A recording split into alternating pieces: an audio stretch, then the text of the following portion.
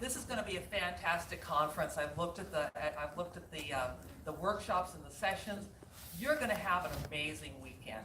I hope you're ready for it. I want to talk today about what Paulo said, looking at the past to inform our future. I think it gives us a lot of strength when we can draw on the giants of the past, the geniuses who've gone before us, who've given us a lot of wisdom. And we don't have to constantly rush into the future and say, well, everything old is bad and the new is the only thing we pay attention to.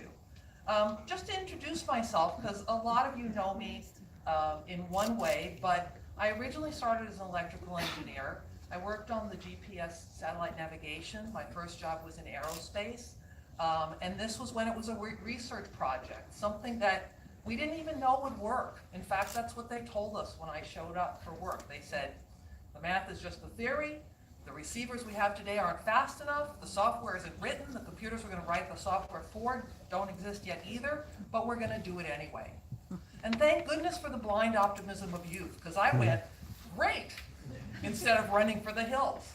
And now I have a GPS in my phone. It's like, I don't even remember what the world was like without a GPS.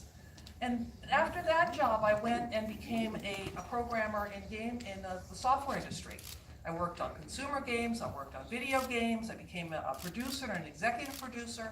I found myself in charge of musicians and artists and programmers. And we were still doing the same thing we were doing back in the days of GPS. We were doing something that had never been done before. Because nobody wants to play a game just like last year's game. I found myself constantly thinking about the difference between the experiences I was having in work and the kind of science and math that I've been taught in school. And it made me think a lot about learning. And I eventually found my way into education and working with a lot of amazing educators to help amplify their voices and try and figure out what's right that we're doing that we can keep doing more of. So most of you probably know me from Invent to Learn. Gary Steger and I wrote this 6 years ago. We just released a second edition, so it's purple now. But other than that, there are many, many changes because guess what's happened? A lot of stuff has happened. What hasn't changed is that the things we know about how people learn are still true. That children learn by diving deeply into things that they care about. And we wrote the book to help teachers make the case for bringing that into classrooms, organizations, libraries, museums, all around the world. So I have to say to you guys, this is a scary audience. You may not feel it, but I'm intimidated. Really, what can I tell you that you don't already know? I go places and I talk about 3D printers and people go, wow, that's amazing. You don't think it's so amazing. Everything I talk about, I know you've done. And there are 3 people who are going to say, I've done more. So I apologize in advance. You have the rest of the weekend to catch up with the fantastic work that you're all doing. So I want to jump back to the past. And I picked a random number, 50 years. 50 years ago was 1969. Some of us were here. Some of us were not even born yet. And think about the 50 years that have gone from then till now and the 50 years that are coming in the future. In 1969, this country was in a dark place. We felt like things were chaotic, like we didn't know what the future held, like the institutions that we held dear were being threatened. And yet massive changes were happening at the same time. Changes that were based on past injustices, changes that we thought we could do something about, changes that we're still working on today. And the same things, the same problems, and we're still taking those same steps towards the future. In technology, we were in the middle of a digital revolution. In 1969, man first set foot on the moon. And in the theaters, that same summer weekend, 2001: A Space Odyssey was playing, where we saw a vision of the future, and we still have that reality and vision that we share. You could buy a mini computer for $8,000, and it would have 32K of memory, but that was half of what went up on Apollo 11. The Apollo 11 guidance computer had 72K of memory. And it was literally wires wrapped around sticks. But it got them there. Your communication device looked like that, your computational technology looked like this was your navigation equipment, and if you wanted to play video games, you had to go to MIT. In 1969, that was the internet. There were 4 nodes on the internet. Some things never change. We're still obsessed with zombies. We're still wondering where our flying cars were. I still want one. And I think we'll still be wondering where those things are. Now, that digital revolution was happening because of something that we now call Moore's Law. This was just something that Gordon Moore noticed before he even started Intel. He said, it looks to me like the transistor count we can get on these chips doubles about every 2 years. If that keeps happening, that's exponential growth. And exponential growth is a powerful mathematical force. And it's happened and pushed this digital revolution from 1969 until where we are now. And I was trying to think of how to explain it. And somehow Twitter knew that I was looking for this. And this week someone posted, if a 1971 VW Beetle had advanced according to Moore's Law, today it would go 300,000 miles per hour and get 2 million miles per gallon. That's the digital revolution. That's the power of exponential growth. And you're going to see this exponential growth. I'm going to come back to this math concept. Sorry, Debbie Downer, math. I'm going to keep coming back to it. Now, there were lots of other things going on back in that time. People like Cynthia Solomon, who's right with us today. People like Seymour Papert, who's unfortunately passed on. People who are in this room were thinking about how to use these new computers as tools to advance education, as ways that children could explore math in a computer-generated micro-world and have a completely different experience in math. And if you're interested in that history, I think you should go to Cynthia's GitHub repository. There are videos, it's called Logo Things, and it's an amazing repository of the history of logo and turtle geometry. Another thing that happened about 50 years ago is Cynthia and Seymour Papert wrote a paper called 20 Things to Do with a Computer. And the 20 things include things like drawing and exploring biology and playing games and making music and exploring AI. And I can tell you that 50 years later, a lot of schools barely get anywhere down this list. We still have a long way to go and some great examples to use. This paper also predicted the maker movement. It said, these things assume that your computer can spin motors and activate electromagnets and read light sensors and so on. And then they really sell it. The amazing fact is that it's very easy to make your computer do all these things. I don't think it was that easy back in 1971, but it's easy today. We have the capability of making the computer talk to the real world. And now I'm going to speed forward a lot of years to where we are now. We have this thing we're calling making. We have Make Magazine, we've had maker fairs in the White House, we've had maker fairs that really showcase this combination of technology and whimsy. We keep hearing about business, how businesses are going to be disrupted by the maker movement. Now that printing, is going to disrupt the supply chain and all this stuff. It's in popular culture. People want to make their own things. Crafting and DIY is part of our everyday experience. And we have to thank Make Magazine for coming up with this word, because it overtook hack as sort of the term of art of what we were doing. And I can assure you there would be no hacker revolution in schools. It sounds scary and illegal and dangerous. Now there's baggage that comes along with the word. Some of you were here at the Fab Learn conference where Leah Beakley talked about this. Sometimes it seems like it's all about what rich white guys want to do. Leah pointed out that when she made this speech, there have been no people of color on the cover of Make Magazine and more robots than women. Now that's changed, but not by a lot. So when we use the word make, we kind of accept this cultural baggage, this what it means to the outside world. Now, another thing that has pros and cons is that make is a word that can mean almost anything. What is make? I can make bread, I can make my bed, I can make anything. It's what marketers call an empty vessel. It's this wonderful thing where everyone puts their own ideas into that empty vessel. So when I talk about make, it's completely different than when you talk about make. Unfortunately, that makes it hard to talk about best practices and what we mean by making an education. So I know a lot of us know it when we see it. We see it in kids' eyes, that joy, that determination, that the light bulb moment. We hear it when they say things like, I can do things now that I know how to look at stuff. That's a profoundly elegant way to talk about mindfulness and craftsmanship. And all the SEL training in the world won't matter if kids don't care about what they're doing.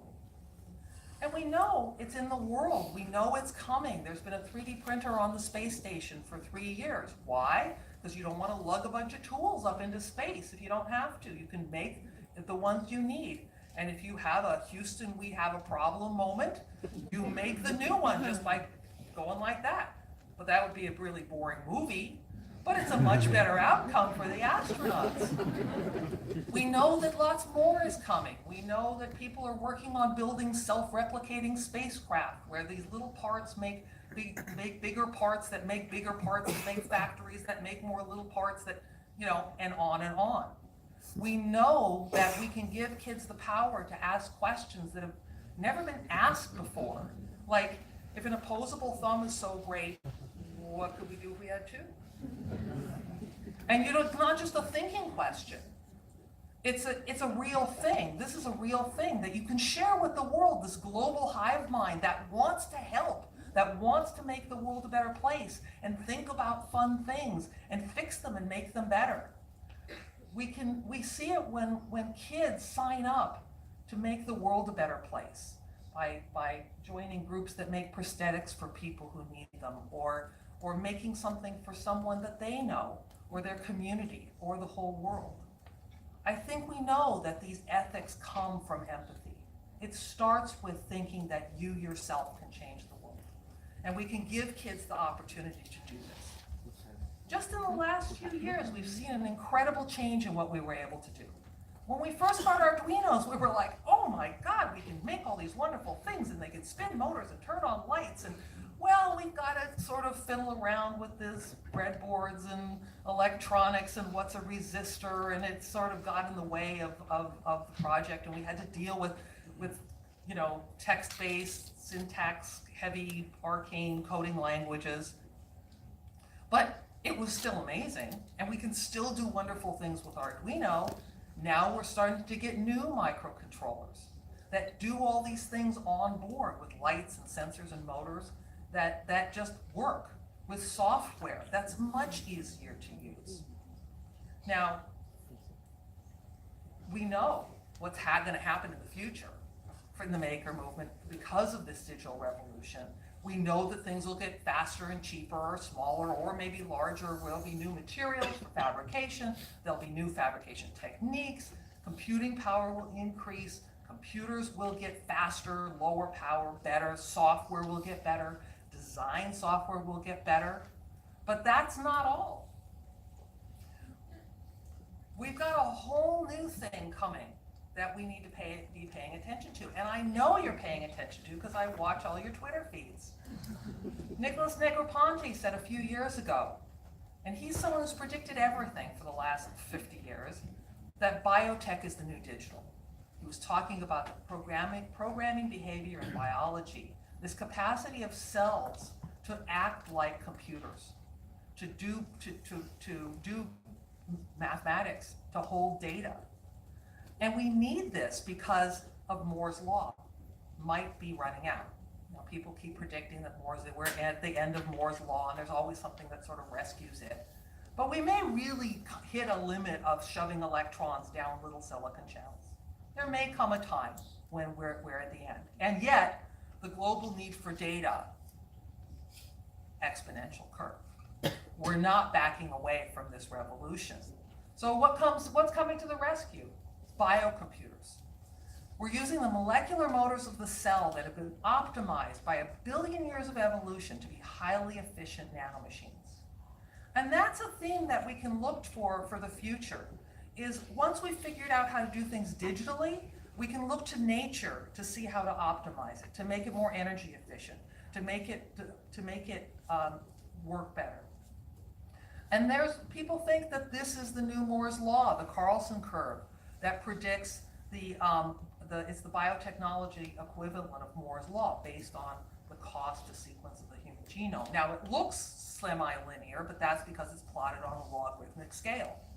If you put it on a linear scale, you'd see that same exponential decrease in cost, which leads to an exponential rise in power and capability.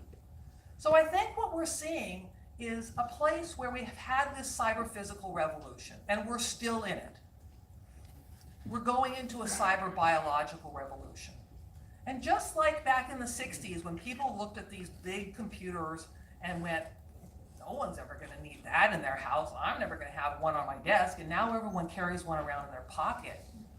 But people were thinking, people like Cynthia and Seymour Papert were thinking, what can children do if we unleash the power of this cyber-physical revolution? We're thinking today, what can children do if we give them the power that's coming in the cyber-biological revolution? And we're seeing it happening in labs, in homes, in schools. Material ecology, which is about computation and fabrication and growing shapes that it range from feeling like styrofoam to concrete to replace non-renewable materials. Things like the root structure of mushrooms that grow all kind and can be coaxed to grow in all kinds of interesting ways and do all kinds of interesting things. We're using the math of nature to understand better, like how to fabricate using bone growth algorithms to make things stronger and lighter and better. We have bioplastics, replacing the plastics that are based on petroleum. We have things like DIY leather made from bacteria and yeast. Essentially, you can wear kombucha.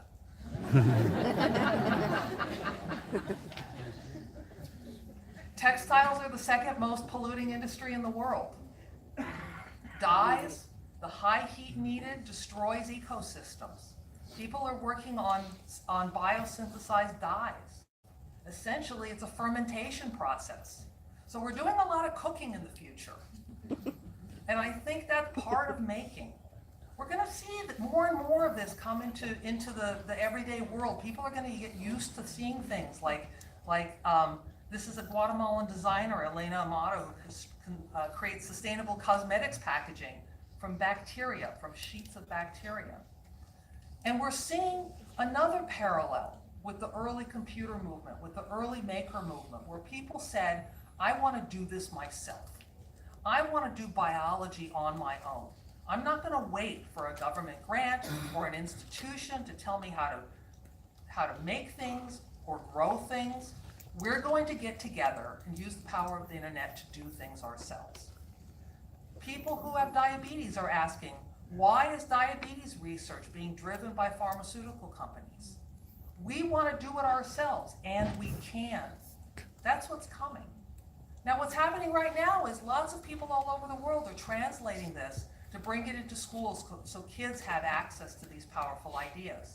Like this comic book, Adventures in Synthetic Biology. I'm sure it's a page turner. It does look great.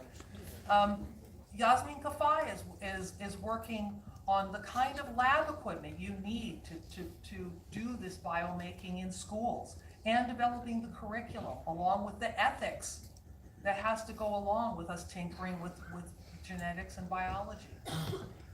If you follow Corinne Takara's Twitter feed, it's a beautiful tale of what you can do with kids and biological materials and an artistic eye. So I think we can sort of say that grow is the new make, but we should at least say make needs to grow. And the question is always, can we do this in schools? Can we make this happen? Not for some kids, but for every kid. And, sometimes schools look a lot like they did in the past. Yeah. Curriculum doesn't change. The view doesn't change. We wonder why nothing changes, and we all know why. We could sit here for another hour and say, the opposition to change in schools. And yet, when Gary and I wrote the preface to the second edition of Invent to Learn, we said one of the things that we will never believe again is that schools can't change. Because we went all over the world and saw it. When people want to change, they can make it happen. It takes work, it takes dedication. There's no magic wand. People have to care about making schools better places for kids to learn. And I think when we just march thoughtlessly into the future, we see headlines like this.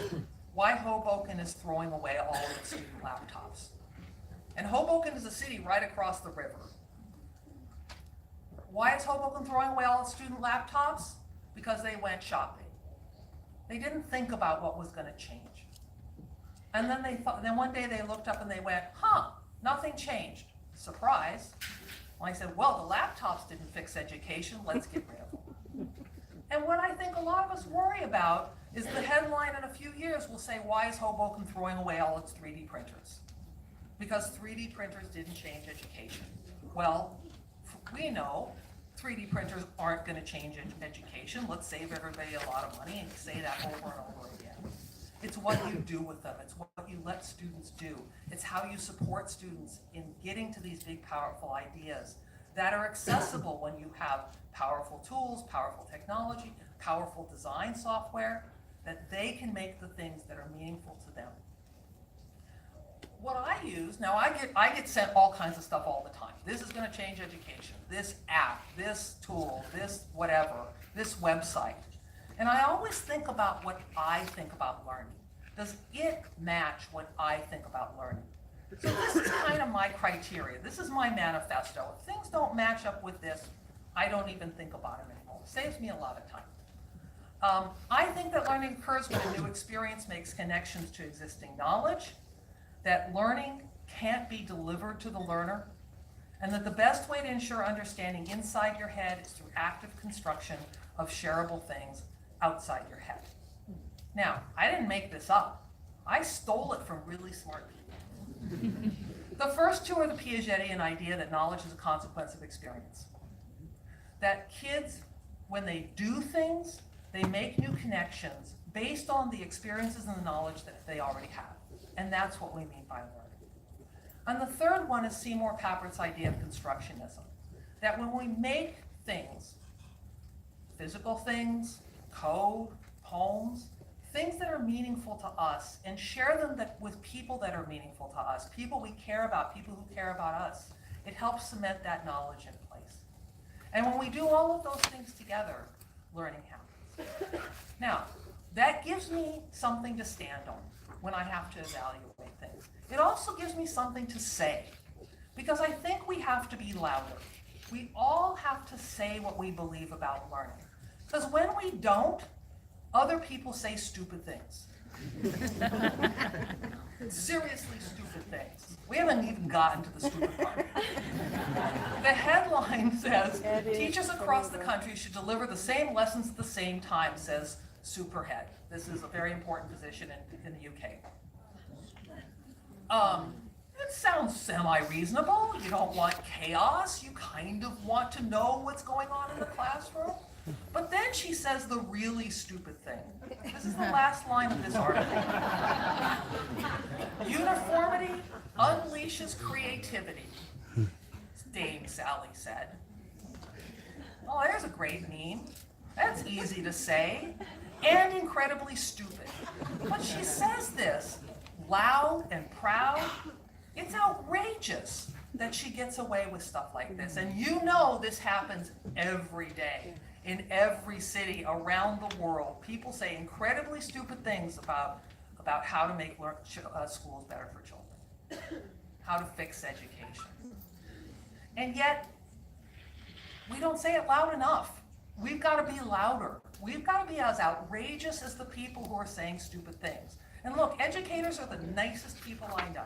I know you all want to run up and give Dame Sally a hug and say, I know what you meant. It's okay. We can't do that. We have to be meaner. We have to be outrageous, even if it's uncomfortable. And, you know, look, if you can't be outrageous, just be rageous. Just a little. Take a baby step. I give you permission. But say it loud. Say what you mean when you say learning. Say what it looks like when your kids won't leave at night and they come home. They come to the lab in the morning before you get there. Say what that feels like to them. It's not unscientific to use words like love and passion when you're talking about kids. I think we have to. Now, I think someone that we can pattern ourselves after is Seymour Papert, and I want to talk more and dive deeper into the kinds of learning that he was talking about through his entire career. And I know a lot of you know the short bio, and if you don't, you may have heard of Seymour Papert. He was born in South Africa and fled the apartheid. He was an anti-apartheid activist, fled instead of getting arrested, and was a mathematician, went to Switzerland to work with Piaget, just at the time when Piaget started thinking about how children learn mathematics. And that started Seymour Papert on a lifelong mission to figure out how children learn mathematics.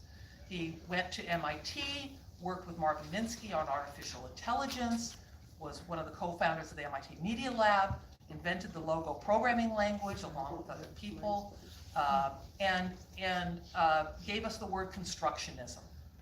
That word that means when you do these active things in a powerful community, that's how you learn. And he wrote 3 books, Mindstorms, The Children's Machine, and The Connected Family. And really, these are all the same book. Seymour is sort of like a fractal.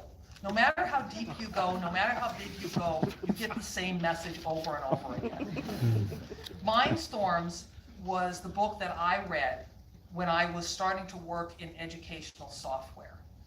And it fractured me. It showed me something that I never thought about before. I thought I knew about learning because I was good at school. And when you're good at school, people tell you you're smart. And you figure, well, I get this thing because I can do it.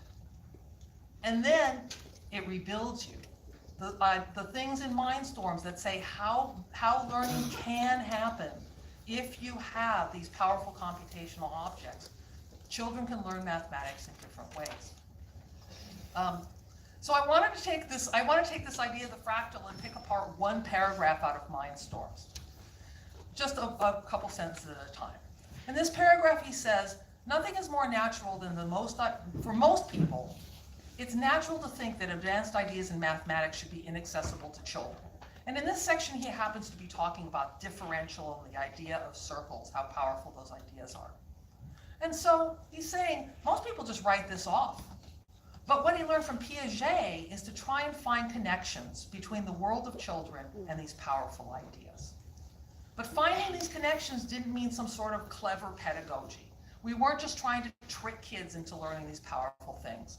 It meant a research agenda, a deep and thoughtful research agenda that separated what was powerful about these ideas from the formalisms that we use to teach them in school. So you could look at this one way and say, in the example of the differential, when people talk about differential, you start to see math that looks like that. And yet the powerful ideas of the differential are very simple. It's about movement and change and where you are in space and going from stop to go and from go to stop, and how small changes add up to big things.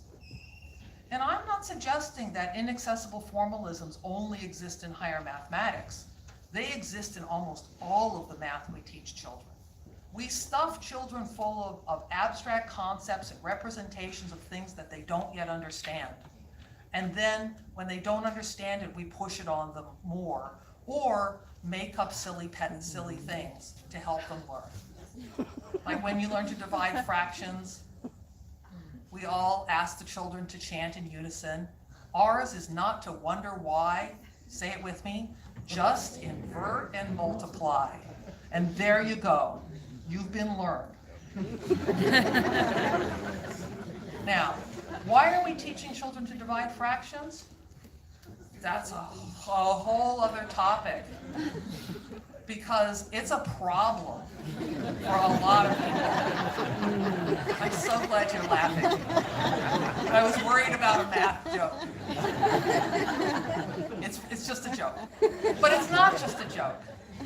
Fractions is where a lot of math goes wrong. People hit the wall on these sort of things that don't make any sense, and they're like, I'm out of here, I'm done.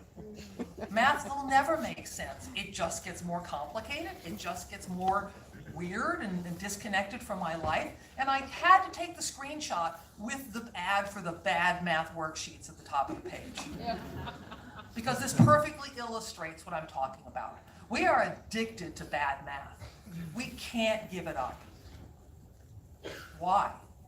We have to ask ourselves that question. You know, a lot of people agree. The NCTM, the National Council of Teachers of Mathematics, says it's this lack of sense-making so pervasive in traditional mathematics instruction that leads to frustration, surrender, and even failure. And that's just the teachers. Now, that's something that we have to solve too. Because by self-reporting, the college major who has the highest rates of math anxiety are elementary education majors. We're putting people in classrooms who are the most worried about math and therefore the most likely to depend on the textbooks and these formalisms to teach children without really understanding themselves what they're teaching or why it's powerful. We have to break this cycle. And so this paragraph ends up with the solution. The goal then is to connect these scientifically fundamental structures with psychologically powerful ones, meaning developmentally appropriate ones. And that means what we're talking about in this book is part of the solution. The turtle circle, physics microworlds, and the touch sensor turtle. Mindstorms was not just about logo. Mindstorms was about a lot of different ideas about how to use computational technology to explore mathematics. But a lot of us know mostly about logo and turtle geometry. This was invented as a mathematical microworld stripped of formulas so that children could command a robot or make a turtle move on the screen to draw things with simple commands. And now today, we have all sorts of new versions, granddaughters of logo and turtle geometry, like the amazing new Scratch. We have Beetle Blocks and Turtle Stitch, which build geometry in the real world. We have Turtle Art, which is probably the most true of the block-based logo programming languages to turtle geometry. We have Snap to explore deep computer science principles. And we have Microblocks, which is a brand new version of logo that runs directly on these new microcontrollers, using all of them easy-to-use software. So I want to take a look at why this is important, why we should care about this. When you use, and this example is in Turtle Art, when you say to a child, let's make a square, let's draw your initial, let's draw a circle, they can do it very simply. This is an expression of what we talk about when we say low threshold, high ceiling. When you step into this micro world, over this threshold, how much do you have to know? So think about what you don't have to know when you use this program. You don't have to know about coordinates.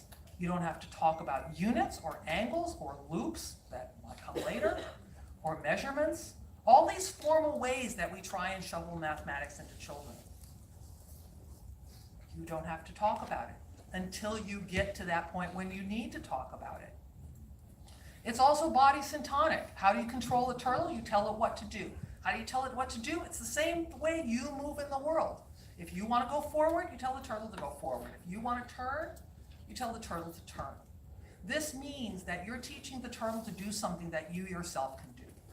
And you become an epistemologist. You become a theorist about your own learning as you try and figure out how to tell the turtle what to do. That's another powerful idea, where children can debug their own thinking as they work in these microworlds. So here's Papert's agenda in that one paragraph. Rejecting the idea of what's too hard for children, rejecting formalized representations of subjects is the only way to know things, connecting powerful ideas to real experiences, to the real lived lives of children, and creating ways for children to mess around with these powerful ideas in developmentally appropriate ways. Not much, just a paragraph. But we can tell from this, it's not about jobs. It's not even about coding. It's about creating powerful opportunities to make sense of the world.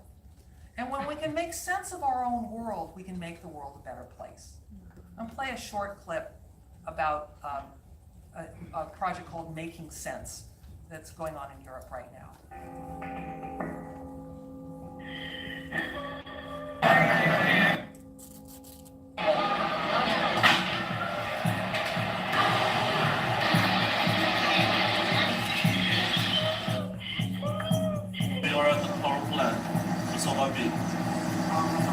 The dust is coming down. With this technology, we are developing tools that you can use for your need.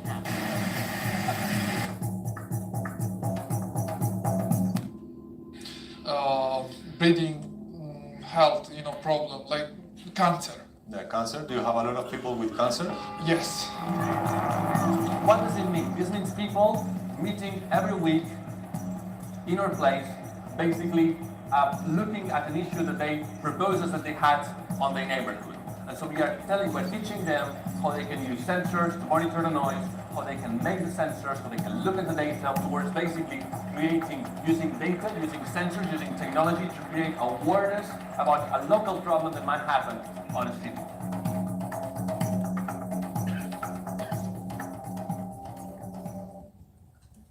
So these are the tools that we can give our kids today.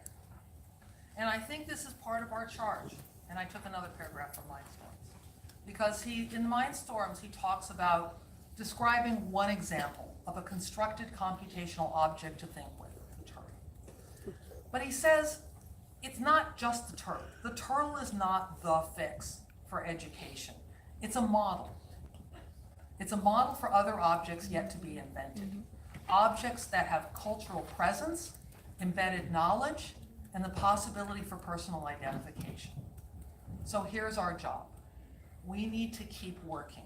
We need to keep making new objects to think with. Things that are powerful and complex, yet accessible. It might take a while. It's not going to happen tomorrow or the next day. It's not going to be done in a weekend hackathon. It's a long-term project where we work with research and mathematicians and scientists and engineers and educators and kids to figure out the kinds of tools we need for this future that we want to make happen. And so I think this word make may not be forever. It may not be powerful enough to talk about the things we need to do. It has this baggage. It's kind of meaningless. And schools are always looking for the new thing. Maker spaces are going to be, oh, that was so 2017.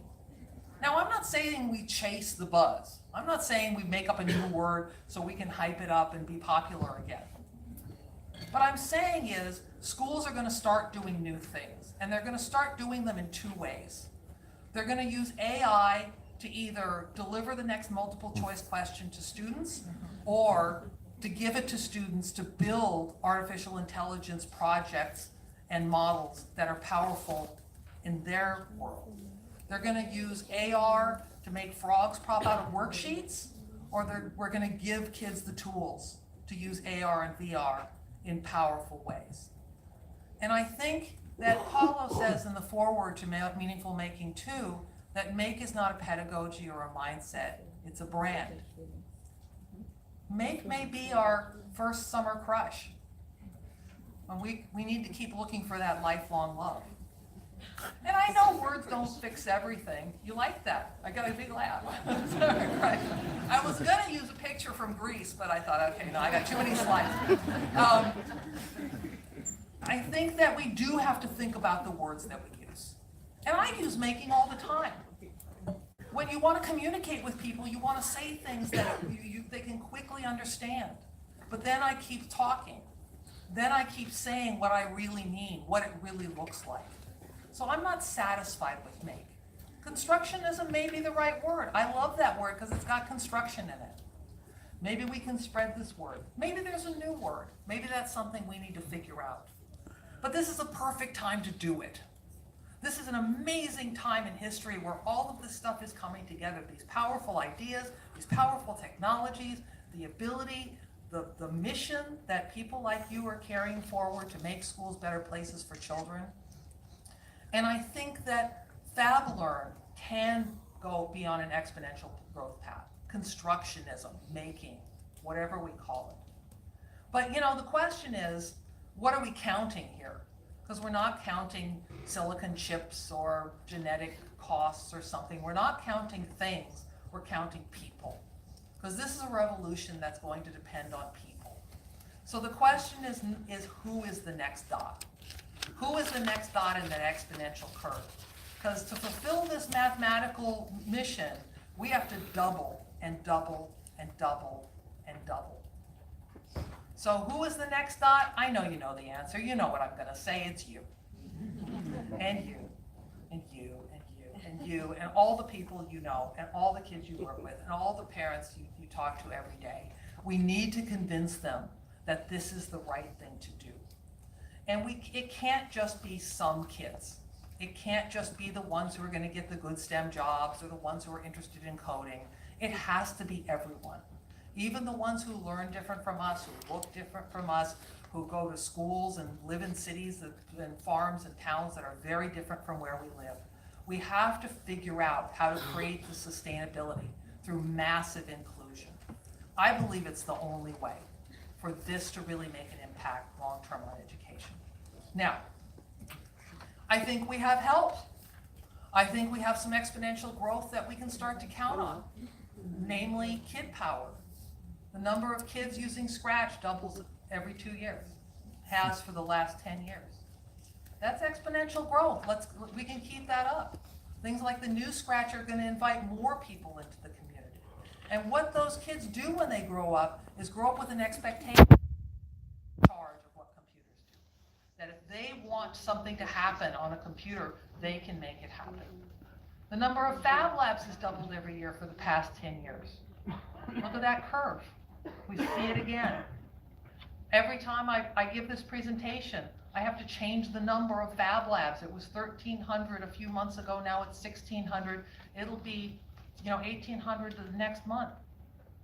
There's only 1,000 major cities in the world. That means almost every major city has at least one Fab Lab now. Places like Barcelona have dozens. And those people all over the world think that they can change their world. This is Fab Lab in Senegal. One of the FabLearn fellows, who unfortunately isn't here today, has kids build computers. Why? Because they can. What do they use the computers for? Anything they want them to. They can use it with Scratch, they can build Raspberry Pis, they can use any programming language that's freely available. And these kinds of kids are the army that's going to propel that exponential growth that we need to create sustainable growth and create actual change in schools. Now, you're probably sitting there thinking, I've got stuff to do. This is a big lift. I know I'm asking a lot. I just said a whole bunch of stuff. We have to do a lot of things all at once in our busy, busy lives. We have to search for new objects to think with. We have to change the way we teach. We have to change what we teach. We have to change hearts and minds. And we have to include everybody as we're doing all this work. But I know, as every maker teacher knows, that googly eyes make everything better, so that's the good news on this slide. At least we're working on this together. We have a community. And I think it's very important that we utilize this community, that we share our best practices, and that everyone has a job to do. We don't all have to be doing all of these things. And we can't wait for one person to do all of these things. Even Seymour Papert said there's more objects to think with. And I look up to him as someone that I truly respect and think changed the world. And yet, he spent his life working on one of these objects to think with, primarily. I think everyone has their hand on a different part of the lever of change. And together we can make change in the world. I think part of the way that I'm making change is through amplifying other people's voices, by helping educators write books, tell their stories, so that people can say, this is really happening. Because I hear this all the time. Oh, is anyone really doing this? But they're all really busy. We have to figure out ways to amplify everyone's voice who's doing this important work. And you may notice there's a book on here that you haven't seen before that's coming out next month that Krista's very excited about. Erin Riley has a new book, one of the Fabler Fellows coming out, called The Art of Digital Fabrication, which I think is a beautiful book that you're gonna really love.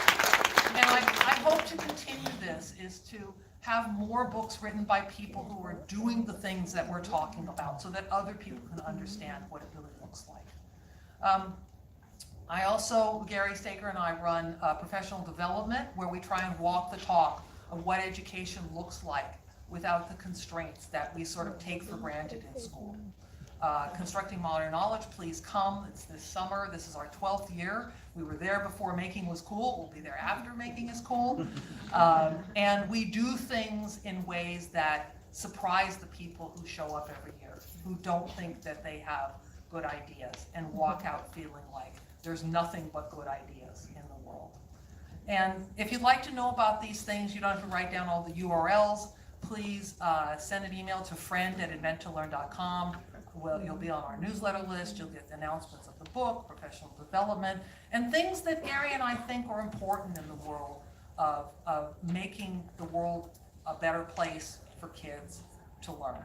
So with that, I hope, I invite you, I hope you seize this moment in history, this absolutely fantastic time we live in, to give kids the mindset, the tools, and the techniques to make sense of the world and to take charge of their world, because it is their world.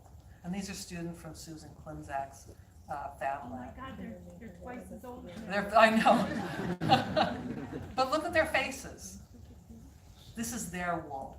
We owe it to them to give them these kinds of experience so that they can be who they are today. Not learn about science or learn about making things, but make things, be scientists, be engineers, be historians, be paleontologists, be musicians today with the tools and technology we have available in schools as part of real learning. And with that, I thank you very much. I know you're going to have a fantastic weekend. I hope you all come and say hi to me through the weekend, and I look forward to it as well. Thank you.